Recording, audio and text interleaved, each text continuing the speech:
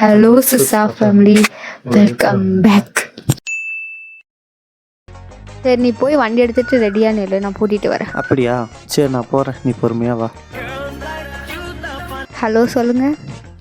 நான் இப்போ ஒரு முக்கியமான வேலையாக வெளியே போகிறேன், உனக்கு அப்புறமேல் கால் பண்ணுறேன். ஒரு நிமிஷம் இரு. கதவு சத்து நீ லாக் போட்டியா? போட்டிருப்பேன்னு தான் நினைக்கிறேன். ஒருவேளை போடலைன்னா, ஒருவேளை நான் போனதுக்கப்புறம் யாராவது சொல்ல வந்துட்டாங்கன்னா, ஒரு திருடங்கீழ வந்து ஆட்டையை போட்டு போயிட்டாங்க, ஒருவேளை நாய் வந்து உள்ள வந்து அசிங்கம் பண்ணிருச்சுன்னா, இல்லை காக்கா இது வந்து கக்கா போயிடுச்சுன்னா, ஐயோ இந்த குரங்கத்தில் வேற இப்போ அதிகமாயிருச்சு, அதுங்க இது வந்து ஏதாச்சும் பண்ணிருச்சுன்னா, ஐயோ என் புருஷங்கிட்ட ஏதாவது திட்டு வாங்கவே முடியாது. ஓடு ஓடு ஓடு.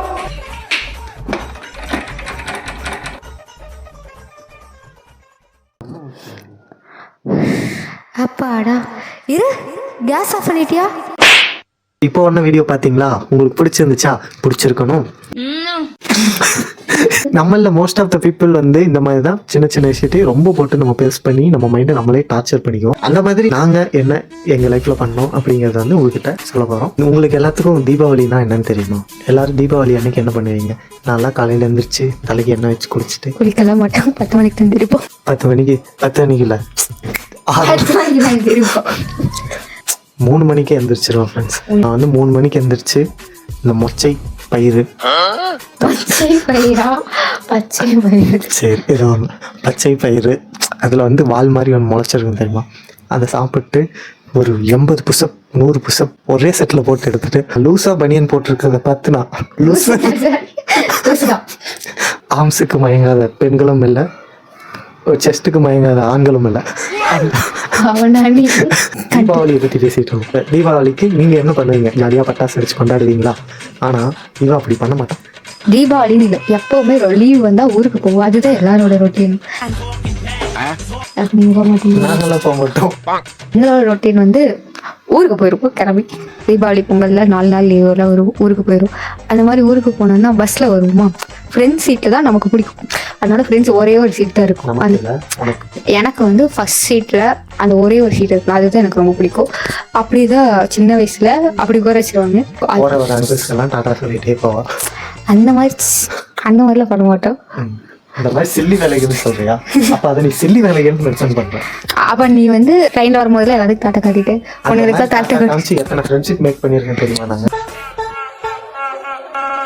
ஆனா நைட்ல வரும்போது ஆப்போசிட்ல பைக்கு காரு லாரி எல்லாம் வரும்ல, அது வந்து இடிச்சிருமோல ஏதோ ஓவர் ரியாக்ட் பண்றேன். அது கொஞ்சம் சின்ன வயசு, அது சின்ன வயசு.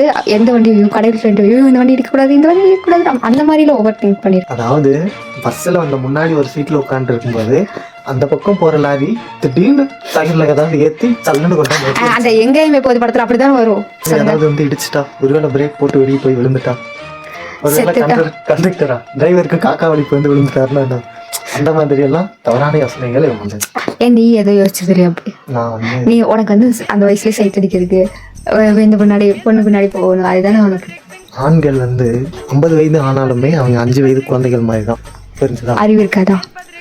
அறிவெல்லாம் இருக்கும். இது வந்து இந்த இடத்துல நோ கண்டக்ட். நெக்ஸ்ட் சொல்லுங்க சொல்லுங்க. யார் கேமராமேன்? ஓகேவா? எடிட்டர் இதை வைக்கக்கூடாது. மக்களே, இவன் பேர் என்ன? நாளைக்கு சொல்ல. ஓகே. சின்ன வயசுல நான் ஸ்கூல் படிச்சுட்டு இருக்கும்போது மனமா படிச்சேன். ஸ்கூல்ல மனமா நான் ஸ்கூல் படிச்சுட்டு இருக்கும்போது ஒரு 8வது 9வது அந்த மாதிரி படிச்சுட்டு இருக்கேன். அப்போ வந்து எங்க கூட ஒரு ஃப்ரெண்ட் இருந்தான். நான் பசங்க ஸ்கூல் லேடிஸ் ஸ்மெல்ல இல்லாம நான் வளர்ந்தேன். பஸ் ஸ்டாண்ட்ல போய் அதுக்கு வேண்டியே பார்ப்பாங்க, பஸ் பொண்ணுங்க இருக்காங்களா சைட் அடிப்பாங்க. பஸ் ஸ்டாண்டுக்கு போனா பிள்ளைங்களை பார்க்கணுன்ட்டு நான் பஸ் ஏறாம நடந்தே வீட்டுக்கு போவேன். தெரியுமா உங்களுக்கு? சின்ன வயசுல ஸ்கூல் முடிச்சுட்டு நான் வீட்டுக்கு வந்துட்டு இருக்கும்போது ஆக்சுவலாக எங்கள் ஸ்கூல் மதில் ஒட்டி நிறைய பெரிய பெரிய மரங்கள் எல்லாம் நிற்கும். அந்த மரங்களுக்கு கீழே அந்த இலையெல்லாம் உதிர்ந்து என்ன வசந்த காலத்தை பற்றி பேசிட்டு இருக்கேன். அந்த மாதிரி இலையெல்லாம் நிறைய விழுந்து அங்கெல்லாம் குப்பை குப்பையாக கிடக்கும். நான் வந்து என்னோட ஃப்ரெண்டை வந்து ஒரு மாதிரி ஏமாற்றி வச்சிருந்தேன். எனக்கு வந்து ஒரு சூப்பர் பவர் கிடச்சிருச்சு. எனக்கு வந்து அடுத்தடுத்து என்னென்ன நடக்க போகுது அப்படிங்கிறதெல்லாம் எனக்கு முன்னாடியே தெரியும். அந்த மாதிரி என் ஃப்ரெண்டுக்கிட்ட நான் சொல்லி ஏமாற்றி வச்சிருந்தேன். அவனும் அதை நம்பினான். எப்போ 8வது படிக்கும்போது ஒரு கையில் ஒரு 10 ரூபா வச்சுக்குவேன், போயிட்டு அந்த குப்பைக்குள்ளே அப்படின்னு கையை விட்டு டிடி அங்கே போகிறான்னு அங்கே போய் அந்த குப்பைக்குள்ளே அந்த கையை விட்டு இப்படின்னு வெளியே எடுக்கும்போது 10 ரூபாயா வெளியே வரும். அவன் பார்த்துட்டு எப்பட்றா அப்படின்னா, எனக்கு தெரியும்டா இங்கே 10 ரூபா இருக்கிறது என்னோட ஞானக்கண்ணில் எனக்கு தெரிஞ்சுது அப்படின்னு நான் அவனை ஏமாற்றி அந்த 10 ரூபாயில போய் ஒரு சமோசா வாங்கி சாப்பிட்டான். அவன் வந்து என்னைய பரவாயில்ல நம்ம ஃப்ரெண்டுக்கு நிறைய தெரியுது, அவனுக்கு ஏதோ இது ஓவர் திங்கிங் இல்லை, அடுத்தோட ஏமாத்துறது. அதுதான் ஸ்டார்டிங் பாயிண்ட்டு. இது வந்து நார்மல். ஆனால் நானே ஒரு சில டைம் அந்த மாதிரி யோசிச்சிருக்கேன். சப்போஸ் ஒரு வேளை நம்ம அந்த புதற்குள்ளே கை விடும்போது உள்ளேருந்து ஒரு விளக்கு கிடச்சா எப்படி இருக்கும், அந்த விளக்குலேருந்து ஜீனி வந்தால் எப்படி இருக்கும், அந்த ஜீனி நமக்கு 3 வரங்கள் கொடுத்தா எப்படி இருக்கும் அப்படிங்கிற மாதிரி எல்லாம் நான் யோசிச்சிருக்கேன். ஏன்னா அந்த டைமில் தான் அந்த அலாவுதீன் படம்லாம் கொஞ்சம் எல்லாம் பூம் ஆகிட்டு இருந்த ஒரு டைம். திடீர்னு அது கேட்டுருச்சுன்னா நம்ம கரெக்டாக சொல்லணும், தப்பாக சொல்லிட்டோம்னா கிடைக்காது. என்னென்ன வரும் என்னென்ன சரி அந்த மாதிரி ஒரு ஜீனி வந்து உங்ககிட்ட ஒரு 3 வாரம் கேட்குது, நீ என்ன சொல்லுவ? நிறைய பணம் கிடைக்கும், நிறைய பணம் கிடைக்கும், அப்புறம் நிறைய டூர் போகணும், ட்ராவல் பண்ணணும். ஆக்சுவலாக நிறைய பணம் கிடச்சிருச்சுன்னா நீயே ஈஸியாக டூர் போய்க்கலாம். அதையே 2வது வாரமாக கேட்குறேன், வேறு வாரம் கேட்குறேன். இல்லை உனக்கு 2வது வாரம் டெர்மினேட்டர்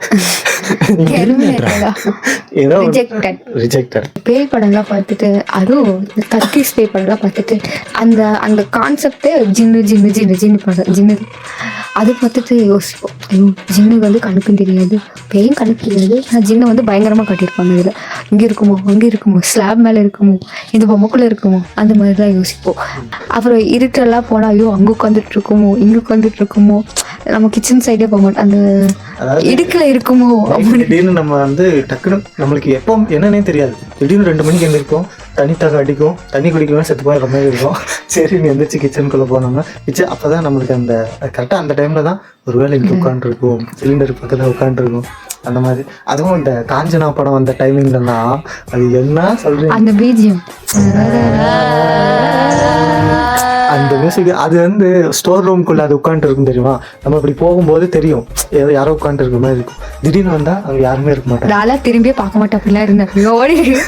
ஓடிடுங்க உனக்கு சப்போர்ட் பண்ணுறது, நான் உனக்கு சப்போர்ட் செய்யணும். சப்போர்ட்டிங் சிஸ்டம் எனக்கு வந்து இந்த பேய் மேலெல்லாம் பெருசாக நம்பிக்கை இல்லை. எனக்கு வந்து பேய் மேலெல்லாம் நம்பிக்கையே கிடையாது. ஆனால் பேய் படத்துக்கு வர மாட்டான், ஏதாச்சும் பேப்பர் பார்க்கலாம், அந்த ஓஜா போட்டு கேம் விளையாடுறதுக்கு அவ்வளோ பயதாக இல்லை. ஆக்சுவலாக எனக்கு பேய் மேலெல்லாம் நம்பிக்கை கிடையாது. சப்போஸ் ஒரு வேளை ஓஜா கேம் விளையாண்டு திடீர்னு வராத போய் எங்கேயாவது வந்துருச்சுன்னா இன்னும் அந்த மாதிரி அது வந்து பயம்னு கிடையாது, பயம் மாதிரி இருக்கிற ஒரு முன்னெச்சரிக்கை நடவடிக்கை. அதுவும் இல்லாமல் இந்த பேய் படத்துக்கெல்லாம் நான் மோஸ்ட்டாக போக மாட்டேன், பேய் படங்கள்லாம் பார்க்க மாட்டேன். எனக்கு பேய் படம் போகணும்னு ஆசை, ஏன்னா அந்த பேய் படங்களை பார்த்து அதோட மெமரிஸ் வந்து என்னோட மைண்டில் ரெஜிஸ்டர் ஆயிரும். சப்போஸ் அந்த படங்களில் பார்த்து அது அங்கே நிற்குது அப்படிங்கிற மாதிரி எனக்கு ஒரு ஐடியா இருந்தால் தான் நான் நடக்கும்போது உண்மையாலுமே அது அங்கே இருக்குதோங்கிற ஞாபகம் எனக்கு வரும். நான் தான் பேய் படத்துக்கே போகிறதில்ல, பேய்னா என்னன்னு எனக்கு தெரியாது அப்படின்னா எனக்கு எப்படி அது தெரியும், எனக்கு எப்படி அந்த பயம் வரும். அதனாலேயே நான் மோஸ்ட்டாக இந்த மாதிரி படங்களெல்லாம் தவிர்த்துருவேன். அப்புறம் இந்த பேய்களுக்கெல்லாம் வந்து பெருசாக இந்த உருவங்கிறது இருக்காது அப்படிங்கிற மாதிரி எல்லாம் சொல்லுவாங்க. எனக்கு வந்து இன்னொரு ரூட் இருக்குது. இந்த ஒரு பேய் படத்தில் ஒரு பேய் வந்து ஒருத்தர் கொல்லும், அப்போ அவன் செத்து பேயா மாற மாட்டானா? இது என்ன நயமா இருக்கு. அவன் செத்து பேயா மாதிரி திரும்ப அந்த பேய் ரிவெஞ்ச் எடுக்கலாம்ல, அதையும் ஒருத்தங்க படமா எடுக்க மாட்டேன்.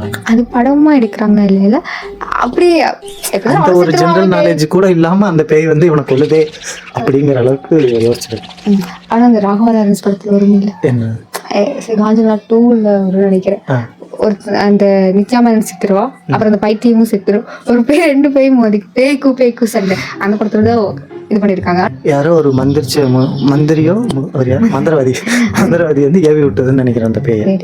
எனக்கு என்னன்னா இந்த சினிமா படத்துல வர மாதிரி பேய்களுக்கெல்லாம் சூப்பர் பவர்ஸ் இந்த மாதிரி எல்லாம் ஏதாவது இருக்குமான்னு எனக்கு ஒரு டவுட்டு.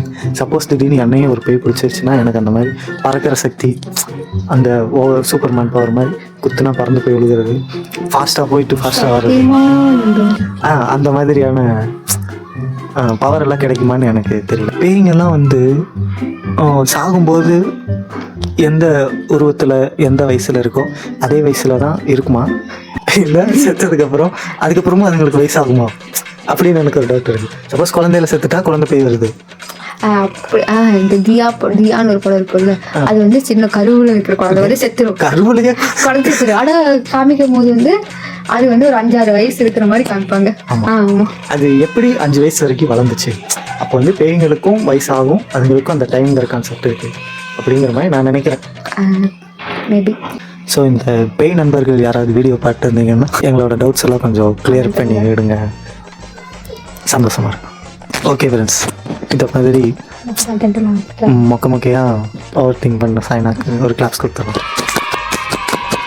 எனக்கு மோஸ்ட்டாக பேய் மூவிஸே பிடிக்காது ஃப்ரெண்ட்ஸ். எனக்கு ரொம்ப பிடிக்கும். இப்போ வந்து பேய் ஃபேன்.